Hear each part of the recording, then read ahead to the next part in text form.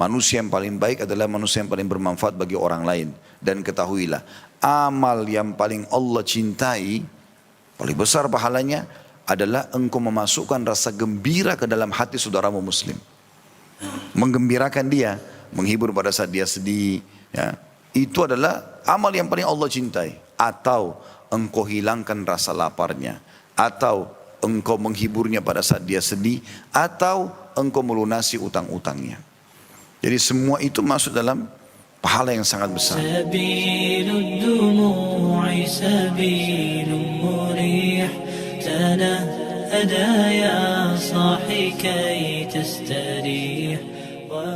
Hadis selanjutnya 304. Imam Bukhari berkata, Qutaibah mengabarkan kepada kami, Ibnu Munqadir mengabarkan kepada kami dari ayahnya, An Jabirin radhiyallahu anhu qala, qala Rasulullah sallallahu alaihi wasallam, kullu ma'rufin sadaqah, wa inna minal ma'rufi an talqa akhaka biwajhin talq, wa an tufriga min dalwika fi ina'i akhik.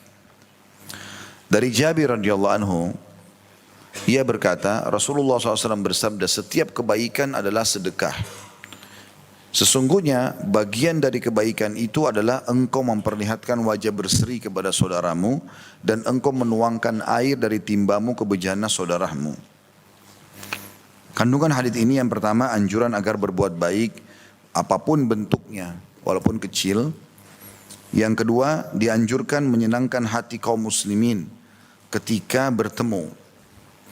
Dan yang ketiga dorongan agar seseorang membantu kaum muslimin meski hanya sekedar menuangkan air dari ember ke dalam bejana saudaranya. Saya akan bacakan dulu ada hadis yang lain. Sekarang lafadznya saya tidak terlalu hafal, saya akan coba cek sebentar. Ya, saya tidak temukan sekarang, belum temukan lafadznya yang lengkap ya.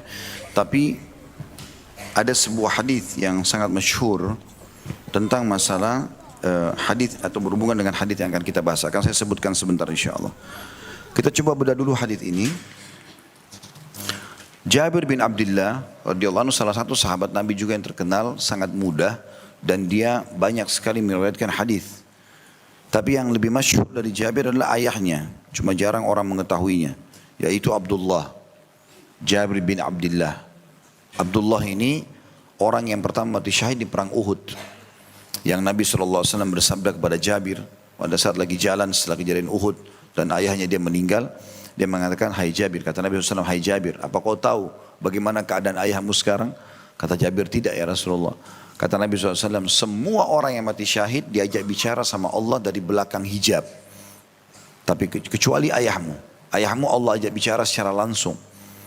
Dan Allah berfirman kepada ayahmu, mintalah wahai hambaku. Lalu ayahmu ya, mengatakan, aku tidak, apalagi aku akan minta wahai Tuhanku setelah semua ini. Aku bisa melihat surga, diampuni semua dosa karena mati syahid. Lalu Allah mengatakan, mintalah, terus saja Allah SWT menyampaikan itu kepada ayahmu hai Jabir sampai dia mengatakan, kalau memang aku harus meminta ya Allah, maka aku minta kepadamu kembalikan ruhku ke jasadku agar aku bisa mati lagi berperang di jalanmu. Maka ini merupakan keutamaan tersendiri dan Jabir adalah anaknya. Jabir itu punya bahasan sendiri panjang lebar, sudah saya paparkan di serial Sahabat, tapi saya lupa serial Sahabat yang keberapa, tapi saya jelaskan. Dan termasuk Jabir bin Abdullah yang keluar hadis tentang masalah menikah dengan janda. Karena pada saat Nabi SAW bertanya, Jabir masih bujang. Waktu ayahnya meninggal rupanya banyak adik-adiknya masih kecil.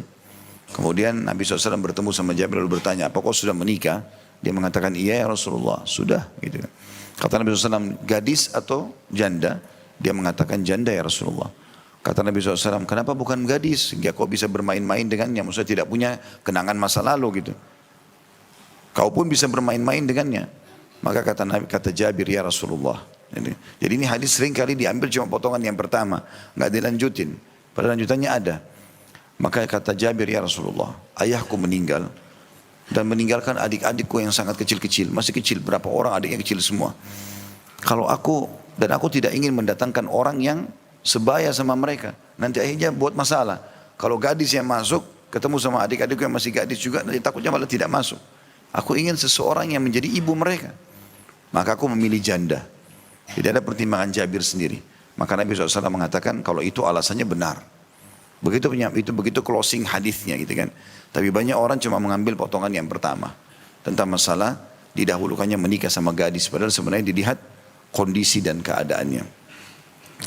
Jabir bin Abdullah menyampaikan tentang Allah atau dari Nabi SAW, manfaat pertama hadis adalah kullu ma'rufin sadaqah. Semua kebaikan itu apapun sifatnya adalah sedekah. Maksudnya dinilai pahala di sisi Allah. Makanya ada hadis lain yang menguatkan ini berbunyi, kata Nabi SAW, la tahkiranna minal ma'rufi syai'a. Jangan pernah pelit-pelit melakukan perbuatan walaupun kecil. Walaupun kecil. Makanya Nabi kasih gambaran di sini. Seperti apa sih perbuatan yang biasa mendatangkan pahala besar walaupun dia kecil di mata manusia.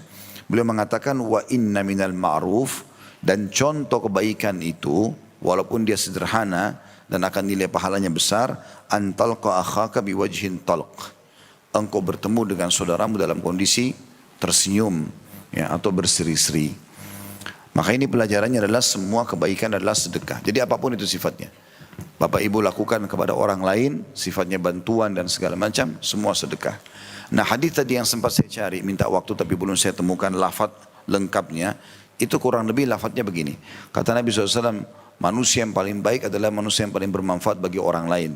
Dan ketahuilah, amal yang paling Allah cintai, paling besar pahalanya, adalah engkau memasukkan rasa gembira ke dalam hati saudaramu muslim.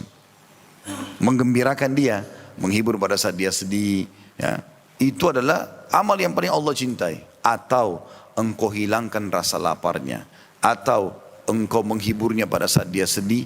Atau engkau melunasi utang-utangnya. Jadi semua itu masuk dalam pahala yang sangat besar. Jangan pernah anggap remeh teman-teman sekalian. Membuat orang gembira, menghiburnya, memenuhi kebutuhannya. Ini semua amal yang sangat besar. Sebagaimana sebaliknya, menghina seorang muslim, menjatuhkannya, ya, menggunjingnya adalah dosa yang sangat besar.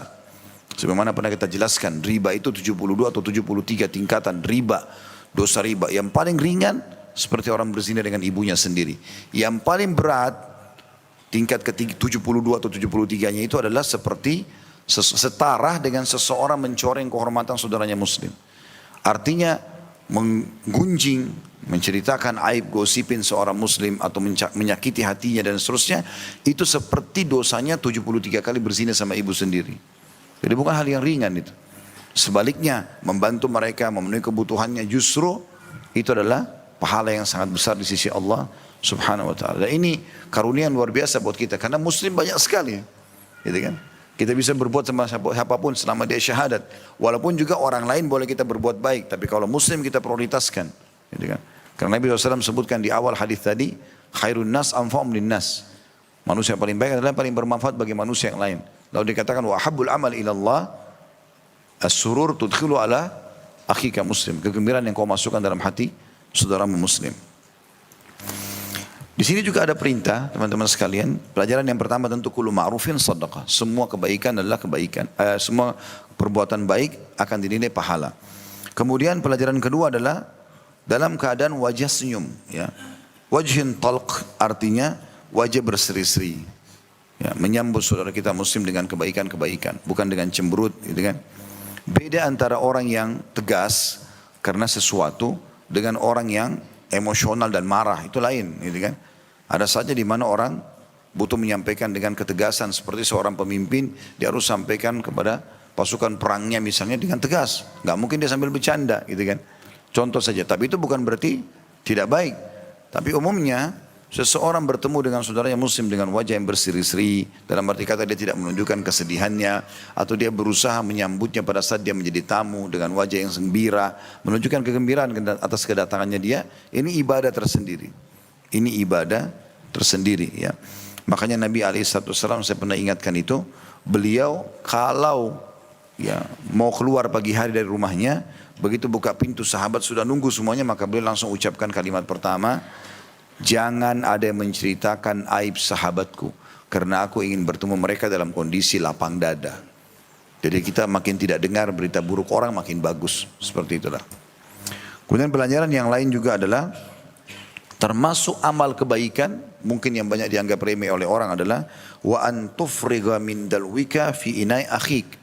engkau menuangkan air yang ada di wadahmu ke wadah saudaramu.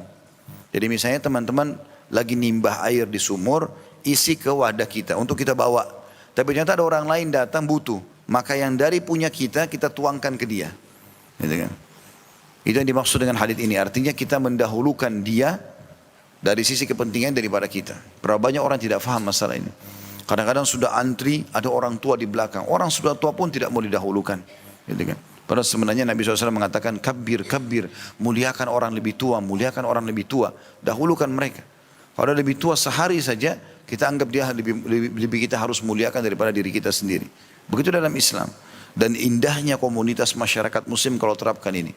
Karena kita akan saling mengejar pahala satu sama yang lain. Ya kan? Selalu saja kebaikan ini, kebaikan mendahulukan, saling berlumba-lumba. Kalau masuk restoran saling berlumba-lumba siapa yang lebih dulu membayar. Kalau lagi jalan berlumba-lumba untuk membawakan barang satu sama yang lain gitu kan. Saya pernah bertemu dengan beberapa ikhwah yang Masya Allah, semoga Allah buat mereka istiqamah dalam masalah ini. Itu pada saat bertemu, saya sempat bawa beberapa barang, mereka berlumba-lumba untuk membantu. Saya pun mengatakan tidak, saya masih bisa. Lalu kemudian kami berbagi sebagiannya.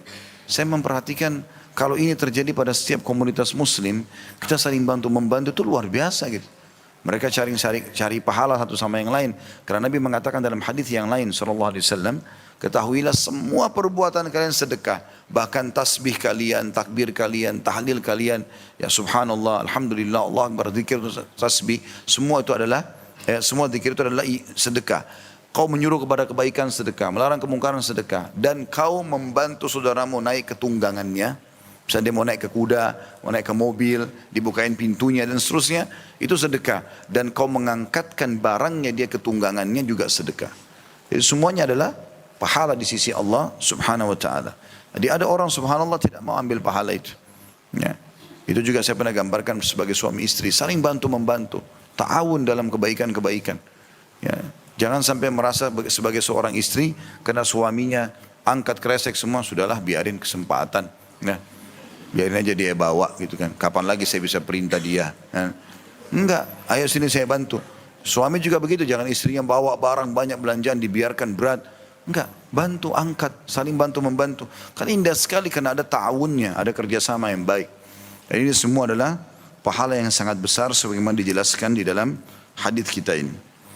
Hadis selanjutnya atau bab selanjutnya juga mirip dengan itu ya. Masalah menolong orang. Tapi di sini menolong orang yang teraniaya. Di pasal atau di bab 143, dan insya Allah kita tutup mungkin dengan ini, nanti kita buka pertanyaan. Nomor hadisnya 305, urutan dari awal kita belajar. Berarti Bapak Ibu sudah belajar 305 hadis insya Allah dengan hadis hari ini. Imam Bukhari berkata, Al-Uwaisi mengabarkan kepada kami, ia berkata, Abdurrahman bin Abi Zinad mengabarkan kepada kami dari ayahnya, dari Urwah, dari Abu Marwah, an Abi Dzar, su'ilan Nabi sallallahu alaihi wasallam, ayyul a'mali khair? Qala imanun billah wa jihadun fi sabili. Qala fa ayyur riqabi afdal? Qala aglaha thamana wa anfasuha 'inda ahliha. Qala afara'aita in lam astati' ba'da al-amal? Qala tu'inu dha'i'an aw tasna'u li akhraq. Qala ara'aita in dha'uftu? Qala tada'u an-nasa min asy-syarr fa innaha sadaqatun tasaddaquha ala nafsik. Dari Abu Dzar radhiyallahu anhu, Nabi SAW ditanya, amal apa yang paling baik? Maka beliau SAW menjawab, beriman kepada Allah dan berjihad di jalannya. Lalu Abu Dzar bertanya lagi, memerdekakan budak apa yang paling baik? Yang paling besar pahalanya? Budak mana yang paling besar pahalanya kalau dibebaskan? Maka beliau bersabda SAW, yang paling mahal harganya dan paling bernilai bagi pemiliknya. Lalu Abu Dzar bertanya lagi, bagaimana pendapatmu jika aku tidak mampu melaksanakan sebagian dari perbuatan tersebut? Maka beliau SAW menjawab, engkau bantu orang yang menjadi gelandangan atau orang pengangguran, bantu supaya cari kerja atau bekerja, atau melakukan itu kepada orang yang tidak mempunyai pekerjaan.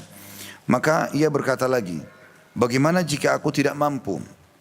Nggak punya perusahaan, nggak punya sesuatu yang bisa aku pekerjakan orang. Maka beliau SAW menjawab, tidak berbuat buruk kepada manusia, sesungguhnya itu adalah sedekah yang dengannya engkau bersedekah kepada dirimu sendiri. Hadits ini teman-teman sekalian, memiliki banyak sekali pelajaran yang bisa kita ambil karena di sini tidak disebutkan kandungan hadisnya. Kita akan bahas Abi Dzar. Abi Dzar adalah seorang sahabat yang mulia. Dia termasuk orang yang pertama masuk Islam dari suku Ghifar. Dan suku Ghifar ini terkenal perampok dulu. Ya. Hampir satu suku itu dulu penjahat. Gitu kan. Tetapi beliau radhiyallahu anhu pada saat mendengar Nabi SAW mengiklankan dirinya sebagai Nabi di Mekah, maka beliau pun datang untuk masuk Islam. Dan setelah masuk Islam dia menjadi da'i. Membawa sekian ribu kaumnya untuk masuk Islam dan akhirnya mereka menjadi pejuang-pejuang Islam. Ya. Dan ini menandakan Islam bisa mengubah pribadi orang dari buruk menjadi baik tentunya. Dia mengatakan su'ilan Nabi SAW ayyul a'malil khair. Jadi waktu saya lagi duduk sama Nabi, ternyata ada orang yang bertanya kepada Nabi SAW. Maaf tadi saya keliru, jadi bukan Abi Dzar yang bertanya ya. Tapi su'ila artinya Nabi ditanya. Abi Dzar cuma menggambarkan tentang proses pertanyaan dan jawaban yang terjadi. Su'ilan Nabi SAW ayyul a'mali khair. Ya, ini pelajaran pertamanya, orang itu bertanya tentang amalan apa yang paling baik. Artinya kalau orang kerjakan sudah, orang ini sudah sampai pada tingkat topnya amal. Dia luar biasa gitu. Pahalanya besar, Allah ridhahi dan seterusnya. Maka Nabi SAW menyebutkan dua hal. Imanun billah wa jihadun fi sabili. Engkau beriman tentang keberadaan Allah, lalu kemudian kau berjihad berperang di jalannya. Dan ini dua amal yang sudah masyhur di kalangan muslimin tentunya. Ini pelajaran pertama kita, iman kepada Allah artinya meyakini benar-benar Allah itu ada. Tidak ada Tuhan pencipta kecuali Allah dan dia hanya bergantung, memohon, dia marah, dia membenci semua karena Allah. Kata Nabi SAW, siapa yang memberi, siapa yang menahan, siapa yang mencintai karena Allah, siapa yang membenci karena Allah, siapa yang memberi karena Allah dan siapa yang menahan karena Allah, maka dia telah menyempurnakan imannya. Begitu juga dengan jihad, amal yang sangat mulia tentunya. Dan dengan syarat-syarat yang sudah kita ketahui sama-sama, harus terpenuhi syarat-syarat itu ya. Pada saat memang terjadi komandan jihad dari para pemimpin muslimin, atau pada saat muslimin yang sedang diserang atau mau dijajah, maka pada saat itu kita wajib membela Islam ya. Dan ini adalah syarat-syarat tertentu berhubungan dengan masalah dan keutamanya sangat besar. Karena pernah ada sahabat berkata, ya Rasulullah, amal apa kira-kira yang menyamai pahalanya jihad? Kata Nabi SAW, bisa enggak seseorang di antara kalian masuk masjid, enggak keluar-keluar. Dia full di masjid, sholat terus, dan dalam kondisi juga dia berpuasa di siang harinya. Kata para sahabat, tentu tidak ada yang bisa ya Rasulullah. Dia 24 jam di masjid, terus saja dia beribadah sampai dia meninggal. Kata Nabi SAW, begitulah perumpamaan orang yang keluar berjihad, sampai dia pulang ke keluarganya. Ini tentu sudah banyak sekali saya bahas dalam serial sahabat tentang keutamaan jihad itu sendiri dan syarat-syaratnya. Kemudian pertanyaan kedua yang dilemparkan oleh penanya, Abi Dzar menggambarkan radhiyallahu anhu, dan ini pelajaran kedua dari hadis. Wa ayyur riqabi afdal? Qala aglaha thamanan wa anfasuha inda ahliha. Kira-kira budak mana yang paling besar pahalanya kalau saya bebaskan? Jadi seakan-akan mengatakan kalau saya mau keluarkan sebuah benda, saya mau sedekahkan mobil kah, rumah kah, handphone kah, apa saja yang saya mau sedekahkan, kira-kira nilainya yang paling besar apa? Pahalanya paling besar. Maka Nabi SAW menjawab, aglaha thamana, yang paling mahal harganya. Wa anfasuha inda ahliha, dan yang paling dicintai oleh pemiliknya. Jadi kalau kita mau memberi teman-teman sekalian, berilah yang terbaik. Contoh misalnya makanan, jangan hanya sisa makanan. Daripada rusak, kasih saja orang. Gitu kan. Jadi daripada ini, pahalanya juga nanti daripada ini. Ya. Dalam arti kata akan dapat pahala, tapi itu berbeda dengan orang yang kalau betul-betul dia makanan masih bagus, belum disentuh, dan memang dia niat sedekahkan dan maksimal mengejar pahala di situ, maka itu akan mendapatkan juga maksimal pahala. Jadi harus yang paling mahal. Ya, begitu juga pada saat Idul Adha, membeli sapi, membeli kambing, beli yang terbaik selama kita mampu. Ya, sebagian ulama salaf bahkan kalau mereka mau transaksi seperti ini mereka tidak negosiasi. Karena memang mereka menganggap ini untuk Allah subhanahu wa ta'ala gitu ya. Jadi selalu yang paling bagus, yang paling tinggi nilainya, ya, maka itu juga paling besar pahalanya. Tergantung dengan hal yang kita berikan kepada Allah subhanahu wa ta'ala. Jadi kita tidak usah lihat penerima, tapi kita lihat siapa yang akan menerimanya. Maksudnya Allah subhanahu wa ta'ala akan menerima hasil dan niat baik kita itu. Tentu pembebasan budak zaman sekarang tidak ada ya, setahu kita tidak ada, tapi pernah saya jelaskan itu. Waktu kita jelaskan di awal-awal bab kita, ada masalah perbudakan segala macam, sudah pernah kita jelaskan itu panjang lebar ya. Di beberapa wilayah ada, terutama masuk juga dalam orang-orang yang tawanan perang ya. Kalau ada muslimin yang ditawan perang, maka boleh kita tebus ya, dengan zakat, atau ini juga masuk dalam istilah pembebasan budak-budak ya. Kemudian penanya ini berkata, ini pelajaran yang ketiga. Afara'aita idlam astati' ba'dal amal. Ya Rasulullah, kira-kira bagaimana kalau saya tidak mampu semuanya itu. Misal saya beriman kepada Allah iya, tapi jihad saya belum bisa. Saya juga belum bisa bebasin budak. Karena kalau iman kepada Allah bukan pilihan gitu kan. Kalau saya tidak bisa mengerjakan semuanya, saya cuma iman kepada Allah, tapi saya tidak bisa jihad, saya juga belum bisa bebasin budak. Maka Nabi SAW kasih solusi lain, yaitu ini pelajarannya, tu'inu da'ian, engkau menolong orang yang kehilangan. Ya, bisa kehilangan macam-macam ini. Kehilangan anak, kehilangan pasangan, kemudian dia bantu mencarinya, kehilangan harta, dia bantu mencarinya. Kemudian Nabi SAW kuatkan, dia mengatakan, autasna'u li akhraq, atau engkau memang mencarikan pekerjaan untuk orang lain. Jadi subhanallah, dari hadits ini kita ambil pelajaran bagaimana membantu pengangguran, bagian daripada ibadah yang sangat baik, gitu kan. Jadi jangan dibiarkan mereka nganggur. Masuk dalam juga membantu orang menikah, membantu orang bekerja, membantu orang punya tempat tinggal. Jadi apapun sifatnya kira-kira bisa bermanfaat bagi seorang muslim, kita dianjurkan untuk mengerjakan. Dan semua itu ada pahalanya, ya. Semua ada pahalanya. Pelajaran yang terakhir dari hadis adalah orang ini masih bertanya, bagaimana kalau aku juga belum mampu mengerjakan itu? Maka Nabi SAW titip pesankan, ini pelajaran keempat dari hadis, tada'un nasa minasyarr, engkau menghindarkan manusia dari keburukanmu. Ya, supaya kau jangan ganggu orang, berhenti mengganggu orang. Fa innaha sadaqatun tasaddaquha ala nafsik, karena itu sedekah yang kau sedekahkan buat dirimu sendiri. Jadi subhanallah, sampai pada tingkat kita misalnya mau ganggu orang nih, mau gosipin orang, mau lakukan keburukan buat dia, kepada dia, atau misalnya kita mencuri lah, apalah segala macam, terus kita berhentikan itu juga sudah masuk dalam sedekah, pahala tersendiri.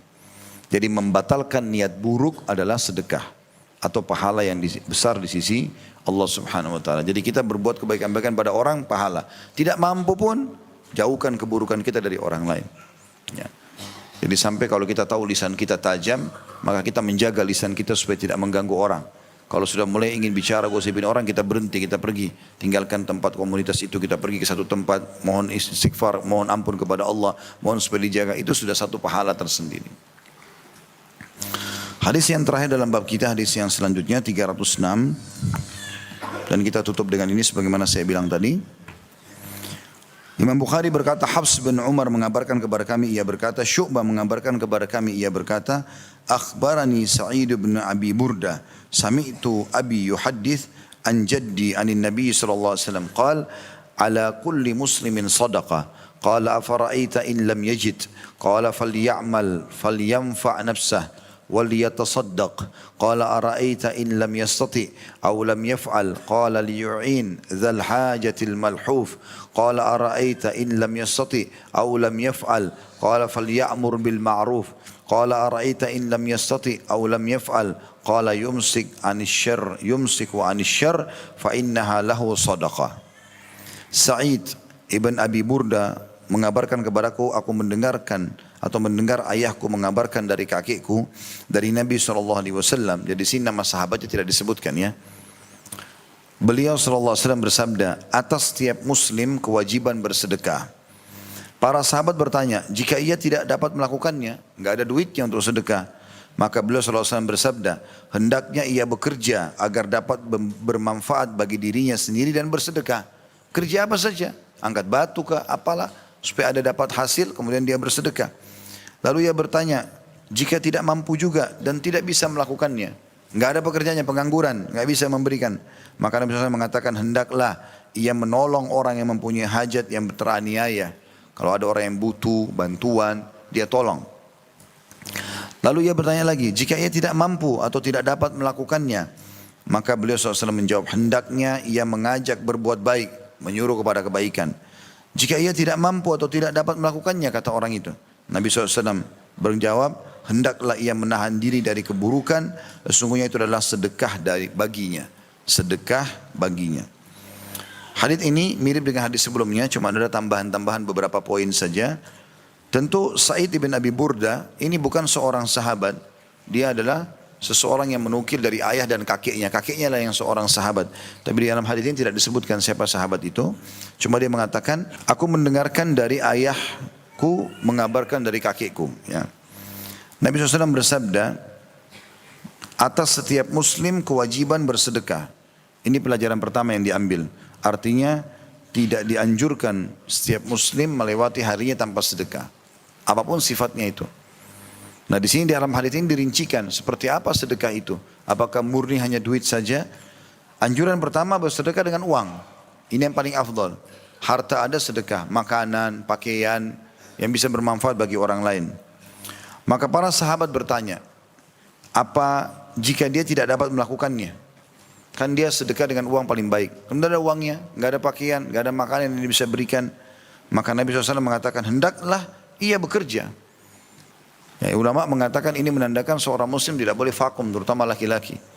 Bahkan kalau dia sengaja menganggurkan dirinya, bukan orang yang sudah berusaha, maka itu masuk dalam dosa besar. Ya. Pengangguran yang sengaja dilakukan adalah dosa besar. Kenapa dikatakan dosa besar? Karena Nabi SAW mengharamkan untuk mengemis bagi orang yang masih punya kemampuan. Gitu kan. Banyak riwayat berhubungan dengan masalah itu. Jadi di sini kita disuruh bekerja. Ya. Meminta-minta kepada orang mengemis sementara dia mampu adalah pintu kemiskinan. Kata Nabi SAW, siapa yang menjaga kemuliaan dirinya tidak minta-minta, tapi dia bekerja sehingga ada hasilnya, itu kemuliaan. Ya. Dan Allah akan bukakan baginya pintu kekayaan. Sementara orang yang sengaja mengemis, sementara dia mampu, nggak ada yang mendorong untuk itu. Bukan karena dia lumpuh, dia sudah sangat tua, maka Allah akan bukakan baginya pintu kemiskinan. Seumur hidupnya akan miskin terus, karena selalu mengemis saja kerjanya. Ketemukan orang begitu, kalau dari muda mengemis sampai tua begitu terus sampai meninggal, tidak akan ada perubahan. Maka hendaklah ia bekerja, perintah untuk bekerja dalam hadis ini, agar dapat bermanfaat bagi dirinya sendiri. Mulia namanya, bagus, harum karena punya pekerjaan walaupun sederhana, dan akhirnya bisa bersedekah. Ini pelajaran yang kedua tentunya. Pelajaran pertama tadi, harus setiap muslim bersedekah. Dia berusaha bersedekah, tidak lewat hari kecuali bersedekah. Pelajaran keduanya adalah, sahabat itu tanya, kalau dia tidak mampu, tidak ada duitnya, orang miskin, kata Nabi SAW, harus dia bekerja. Kemudian setelah itu dia bersedekah semampunya. Kemudian sahabat bertanya lagi, ini pelajaran yang ketiganya, kalau dia tidak mampu, kata Nabi SAW, hendaklah ia menolong orang yang punya hajat, terutama yang teraniaya. Dia tidak punya duit sedekah, dia juga tidak bisa bekerja, dicoba melamar sana sini belum diterima, maka tolong orang yang kesulitan. Ada masalah tolong. Itu enggak butuh modal uang. Tapi itu sudah masuk dalam sedekah. Kemudian ternyata pelajaran selanjutnya yang keempat adalah sahabat bertanya lagi, kalau dia tidak mampu, enggak ada powernya untuk bantu orang yang teraniaya, apa yang harus dilakukan? Maka Nabi SAW mengatakan, hendaklah dia mengajak kepada berbuat baik. Minimal, dia ke masjid aja, ayo sholat yuk pak, ayo sholat bu, misalnya, minimal. Ternyata sahabat masih bertanya lagi. Ya, pelajaran selanjutnya yang kelima, bagaimana kalau seandainya dia tidak mampu? Maka ini peringatan Nabi SAW mirip dengan penutupan hadis sebelumnya. Maka hendaklah ia menahan diri dari keburukan, jangan ganggu orang. Karena sungguhnya itu adalah sedekah baginya. Dengan dia tidak ganggu orang lain, tidak berbuat kejahatan, maka itu sudah dalam bentuk sedekah dirinya, untuk dirinya sendiri. Allahu a'lam. Dan ini semua adalah rangkaian-rangkaian amal kebaikan yang dianjurkan agar setiap muslim menjaganya tentunya.